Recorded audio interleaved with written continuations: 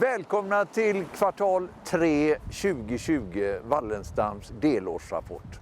Vi står här framför kvarteret New York, ett projekt som vi har planerat under många år och nu byggt under ett par års tid och färdigställs nu i december. Detta var tänkt som bostadsrätt, fast vi fick chansen och möjligheten att göra en affär med Länsförsäkringar som har sitt kontor precis mitt emot, där de tar över fastigheten den 15 december. Det är ett fantastiskt fint hus, så nu önskar vi er välkomna att höra mer om siffrorna och titta inifrån. Vi går upp till takvåningen högst upp på kvarteret New York. Så välkomna! Välkomna upp då till takåsarna här på Gärdet i vårt projekt, och det håller ju på att färdigställas för det ska ju som sagt avyttras på den 15 december.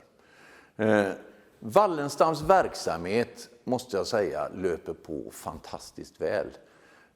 Våran affärsidé med effektiv förvaltning, uthyrning och en kostnadseffektiv nyproduktion visar även i sådana här tider vara väldigt bra.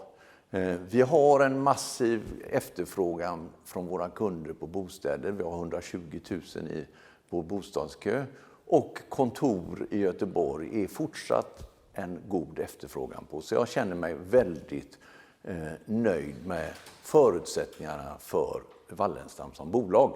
Men jag tänkte nu att vi ska få lyssna lite mer kring siffrorna i bokslutet. Ja, och då kommer jag in. Totalt de här 9 månaderna har vi skapat 3 kronor och 80 öre i substansvärde per aktie. Det motsvarar ett värde på 1,2 miljarder. Och om vi börjar med vårt förvaltningsresultat så är det 860 miljoner under de här 9 första månaderna. Och det är 9 miljoner bättre jämfört mot föregående års siffra.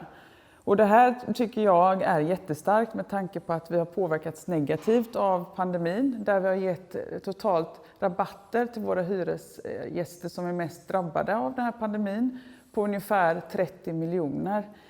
Vi har också under det här kvartalet redovisat 2 miljoner i hyresstöd. Och det betyder inte att vi inte kommer få något mer, utan det är det som vi faktiskt har erhållit per bokslutsdagen. Sen är det andra under handläggning, och det kommer vi redovisa då successivt när vi får in dessa pengar på kontot. Men hur har vi då kunnat behålla det här förvaltningsresultatet trots de här rabatterna och också förbättrat det? Jo, det är ju vår nyproduktion som har kommit in i förvaltning. Det är 630 lägenheter vi har flyttat in under de här 9 månaderna. Så vårt driftnetto är 4% högre mot föregående år och uppgår till 1,2 miljarder. Våra finansiella kostnader har ökat något jämfört mot föregående år, ungefär 30 miljoner. Och det beror på flera olika anledningar. Dels investerar vi ju jättemycket, bland annat här där vi står idag. Så att vi har ökat vår skuldvolym med ungefär 3,3 miljarder mot föregående år. Vi har också haft under snitt en högre Stibor-ränta och också SET-marknaden som vi nämnde även under kvartal 2, som ni alla vet, där priserna gick upp, det påverkade även oss. Men det har hänt en hel del sedan förra kvartalet. SET-marknaden har gått ner till mer normala nivåer, och det ser vi inte minst i vår ränta per bokslutsdagen som är 13 punkter lägre om man jämför med utgången av kvartal 2. Så 1,27% är bokslutsräntan. Om vi sedan går till våra värdeförändringar så kommer den enbart ifrån vår nyproduktion. Precis som Hans sa, vi har skapat våra egna värden. Så vårt befintliga bestånd är det 0. Så totalt sett är det 616 miljoner i vår nyproduktion. Och vi fortsätter investera i den. Vi har investerat 3 miljarder under de här 9 månaderna. Så totalt har vi 2900 lägenheter under produktion. Lite drygt 2900 för att vara exakt. Det är väldigt roligt att höra faktiskt att vi skapar så mycket hem. Det är väl den största hållbarhetsuppgiften som Wallenstam har som bolag. Att skapa så mycket nya förutsättningar för nya familjer att flytta in i bostäder. Men förutom det så jobbar vi med klimatfrågorna. Inte minst är det just nu i väldigt stort fokus att starta om grönt. Och då har Wallenstam beslutat om nya klimatmål som vi vill höra lite mer om. Ja, precis. Vi lanserade här i dagarna våra 4 klimatmål. Och vi jobbar ju för att få ett bättre och hållbart samhälle. Och då har vi formulerat det här i 4 mål, varav det första det är ju vår byggverksamhet. Att CO2-utsläppen från byggverksamheten ska minska med 10% under den här affärsplanen då, per kvadratmeter.